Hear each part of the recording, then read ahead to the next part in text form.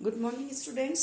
आज मैं आपको जो लास्ट चैप्टर चल रहा है आपका उसी को आगे कंटिन्यू करवाऊंगी, Indian politics trend and development. इसमें फर्स्ट पार्ट मैंने आपको करवा दिया था जिसमें था कि main issues in Indian politics after 1989।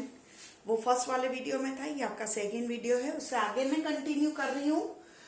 इसमें है एरा कोलिएशन पॉलिटिक्स की, गठबंधन की राजनीति का जो युग रहा इस समय के काल में। बहुत सारा इसमें हम पढ़ेंगे उसके क्या क्या रीजंस थे। जो 1989 के बाद का पीरियड था वो कंटिन्यूएशन में जो है गठबंधन की सरकार या कोलिएशन गवर्नमेंट जो है फॉर्म्ड हुई है। उसमें कौन कौन सी गवर्नमेंट फॉर्म्ड हुई है बेटा वो हम आज पढ़ेंगे। तो इसमें सबसे पहले है कि ये कॉजेस क्या हैं, फैक्टर क्या है इसके, कि ये जो कोलिएशन गवर्नमेंट्स आई और जो कांग्रेस थी, जो वन पार्टी डोमिनेंशिप चल रही थी या एक पार्टी की सरकार आ रही थी, वो कंटिन्यूएशन में क्यों नहीं आई। उसका फर्स्ट जो है डिक्लाइन ऑफ द कांग्रेस, ये पिछले उसमें भी आपने मेन इश्यूज में फर्स्ट पॉइंट यही पढ़ा था। वो ये कि डिक्लाइन ऑफ द कांग्रेस में कि कांग्रेस का कंटिन्यूएशन में डिक्लाइन होता चला गया। जो मिसेस इंदिरा गांधी नेहरू जी के समय जो उसकी इम्पोर्टेंस थी, जो उसका इन्फ्लुएंस था इंडियन पॉलिटिक्स पे, वो खत्म हो गया। और उसके बाद में राजीव गांधी के हाथ में सत्ता आ गई थी, लेकिन उसके बाद में कुछ ऐसी परिस्थितियां हुई कि 91 में तो खैर राजीव गांधी की डेथ ही हो गई थी, तो उसके बाद तो और भी बिल्कुल ही डिक्लाइन हो गया। तो ये और इस वजह से डिफरेंट जो पार्टीज थी, रीजनल पार्टीज हो या नेशनल लेवल की पार्टीज हो, वो सब ने मिलजुल कर ही सरकार को बनाया। इसलिए इसको हम कोलिएशन गवर्नमेंट कहते हैं, गठबंधन की सरकार को कहते हैं। Rise of the caste based parties. अब जो है इस एरा में एक और नई बात जन्म ली थी, वो थी कि कास्ट के बेस पर और इस आधार पर पार्टियों का गठन हुआ था, एस्पेशली इन यूपी और बिहार में। तो बिहार में भी जैसे बीएसपी पार्टी है तो वो कहती है कि मैं पिछड़ी जातियों को जो है रिप्रेजेंट करती हूँ। तो इस तरह से यूपी और बिहार में राष्ट्रीय जनता दल है, जैसे लालू जी की है, या समता पार्टी है। तो ये कास्ट बेस्ड पार्टीज बनी, जिसकी वजह से हम कह सकते हैं कास्ट के आधार पर वोटों का बंटवारा हो गया। इसलिए जो नेशनल पार्टी का रोल चल रहा था वो धीरे धीरे खत्म हो गया। थर्ड पॉइंट है the rise of the number of regional parties also. मतलब रीजनल पार्टीज या प्रादेशिक या क्षेत्रीय पार्टियों का उदय भी इस पीरियड में तेजी से हुआ है। इसकी वजह से भी जो नेशनल लेवल की पार्टीज थी उनके वोट डिवाइड हो गए, बट गए वोट, और इसीलिए इस पार्टी ये जो है आपका नेशनल लेवल की कोलिएशन जो है सरकारें, गठबंधन की सरकारें बनी है। जैसे टीडीपी है, तेलुगु देशम पार्टी, अकाली दल है, वो आपको पता है। टीडीपी जो है वो आपके आंध्र प्रदेश में, अकाली दल जो है वो पंजाब में है, शिवसेना जो है महाराष्ट्र में है, बीजू जनता दल है वो उड़ीसा में है। तो ये रीजनल पार्टीज का अपने अपने एरियाज में, क्योंकि ये रीजनल पार्टीज जो है इलेक्शन फाइट करती है बेटा, वो अपने क्षेत्रीय या प्रादेशिक मुद्दों को लेकर फाइट करती है, इसलिए उनका लोगों का उस और रुझान ज्यादा जाता है, उस और ज्यादा झुका हुआ था, इसलिए वो उनको वोट देते हैं। और वो केवल विधानसभा के नहीं, लोकसभा के इलेक्शंस भी फाइट करती हैं, और इसकी वजह से वो जो है लोकसभा की सीटों को भी कैप्चर कर लेती है। इसलिए नेशनल पार्टीज के जो वोट बैंक होता है वो कम हो जाता है। इसलिए इन सभी तीन कारणों की वजह से जो है कोलिएशन गवर्नमेंट्स के लिए जो बैकग्राउंड हम कॉजेस कह सकते हैं, फैक्टर्स जो थे वो तैयार हो चुके थे। अब उसमें नेक्स्ट आपका जो पॉइंट है वो है पॉलिटिक्स हुई है कोलिएशन की।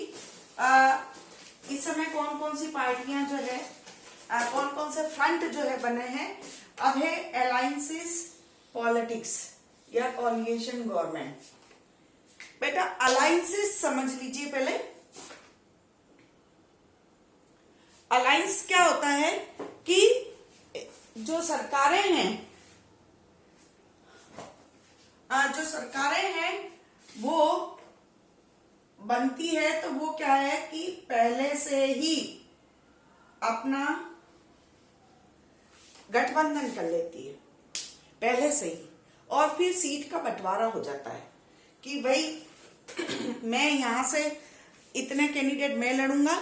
जैसे एनडीए यूपीए है, उस समय नेशनल फ्रंट हुआ, तो 2 4 5 पार्टीज जो हैं उसमें मिक्स हो जाती हैं और साथ में मिलकर चुनाव से पहले सीटों का बंटवारा कर लेती है और फिर इलेक्शन फाइट करती है। इसको हम कहते हैं अलायंसेस पॉलिटिक्स। या और उसके बाद में जो गवर्नमेंट बनती है वो गठबंधन की सरकार बनती। जो अलायंस जीतता है वो अपने बाकी जितने भी साथी हैं जिन्होंने मिलकर फाइट किया था इलेक्शन, उनको साथ में लेके गवर्नमेंट को फॉर्म्ड करता है। इसमें सबसे पहले जो है आपका है the national front government. National front government जो बनी सबसे पहले, ये एक तरह से अलायंसेस पॉलिटिक्स का ही नतीजा था।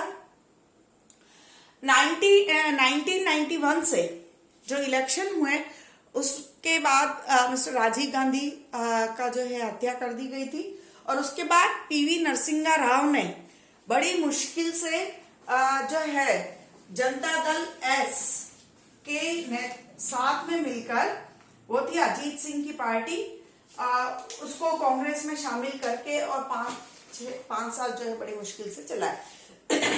इस समय झारखंड मुक्ति मोर्चा वाला भी जो कांड हुआ था कि विचार जो है लोकसभा के मेंबर्स को खरीद लिया गया है, एमपीस को, वो सब इसी दौरान हुआ है मिस्टर नरसिंहा राव के समय में।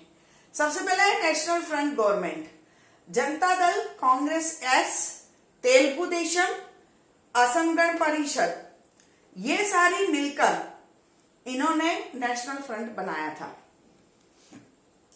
वीपी सिंह जो थे इस समय इनके प्रेसिडेंट थे जनता दल के, विश्वनाथ प्रताप सिंह। फॉर्म्ड है इन 1988।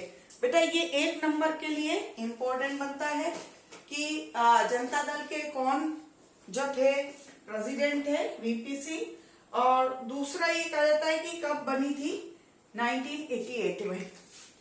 ठीक है, वो उन्होंने क्या किया कि गठबंधन बनाया और सीट्स लोकसभा की उन्होंने अचीव करी, और he was on PM on 2 दिसंबर 1989।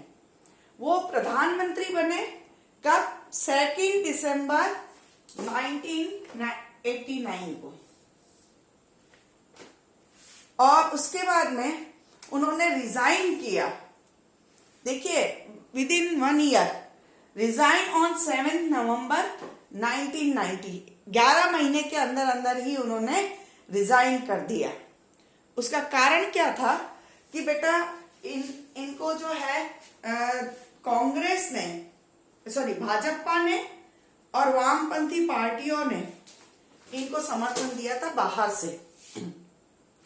और जब बहुत देखो पार्टी बनती है आइडियोलॉजी के बेस पर, क्योंकि उनकी आइडियोलॉजी अलग थी तभी तो उन्होंने पार्टी अलग अलग बनाई, लेकिन बाहर से समर्थन दिया तो वो क्या करती है, फिर प्रेशराइज करती है गवर्नमेंट को कि आप ऐसा करो वैसा करो।